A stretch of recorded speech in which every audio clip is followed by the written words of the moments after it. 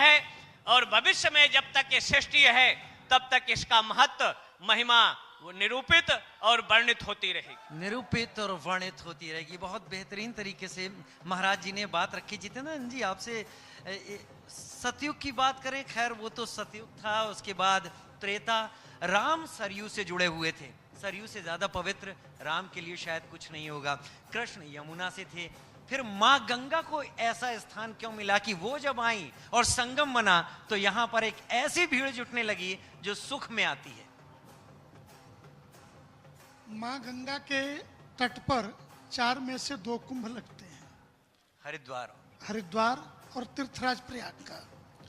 इसके दूसरे कारणों को समझें हम, धार्मिक कारणों को। नई पीढ़ी जो पूरी दुनिया में जानना चाहती है कि ये स्नान हम करते क्यों हैं जी। नई पीढ़ी अपने तरीके से जानना चाहती है वो, कि ठीक है शास्त्रों में लिखा है, पुराणों में लिखा है, लेकिन इसमें नया कुछ आप क्या बता रहे हो? नया क्या है? तो नया बताता हूं आपको। गंगा दुनिया की एकमात्र नदी है जिस नदी के जल को अमृत कहते हैं, ब्रह्मद्रवा कहते हैं। इसकी 3 धाराएं त्रिपथगा के रूप में भागीरथी, अलकनंदा और मंदाकिनी।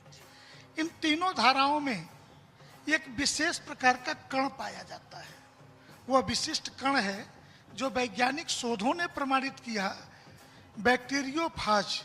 बैक्टीरियोफाज बेसिकली वायरस है और इस वायरस पर पहला काम सोवियत रूस ने 1971 में प्रारंभ किया था मॉस्को के अंदर, कि जब एंटीबायोटिक चिकित्सा प्रणाली नष्ट हो जाएगी, और ये नष्ट हो रही है एड्स के कारण और शुगर के कारण, ज़्यादा परिमाप में एंटीबायोटिक देने के कारण अब दिक्कत हो रही है। तो कहा कि उस समय कौन सी दवा काम करेगी? तो बताया कि बैक्टीरियोफाज चिकित्सा प्रणाली के रूप में हमें लाना पड़ेगा। तो बैक्टीरियोफाज इस वायरस का, ये सिर्फ गंगा की ही 3 धाराओं में, ऐसा नहीं कि हिमालय से अन्य नदियां नहीं निकलती। हिमालय से जो नदी उत्तर की तरफ उतरती है वो चाइना के रास्ते होकर के असम में आकर के ब्रह्मपुत्रा मिल जाती है। जो दक्षिण दिशा में उतरती है तो वो 2 भागों में बहती है। पश्चिमाभिमुख जब होती है तो वो पंजाब बनाती है 5 नदियां मिलकर के, और पूर्वाभिमुख होती है तो अलकनंदा, भागीरथी, मंदाकिनी, ये तीनों धारा देवप्रयाग में आकर के गंगा बनाती हैं। और इसकी जो गंगा की धारा बहती है, इसके जल में स्नान, और मैं अभी भी बार बार कहता हूं कि समूह स्नान की कल्पना जब हजारों वर्ष पहले हमारे ऋषियों ने की तो उन्होंने ये नहीं बताने का प्रयास किया कि समूह स्नान से क्या लाभ होगा।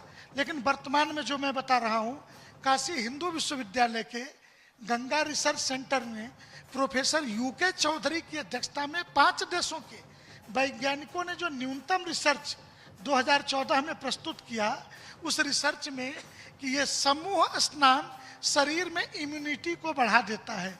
और समूह स्नान, लेकिन पिछले कुछ दिनों से जिस तरह की बीमारियां आई, कहा गया इनसे बचा जाए, और उन बीमारियों में शरीर में मांग क्या रहे थे? इम्यूनिटी।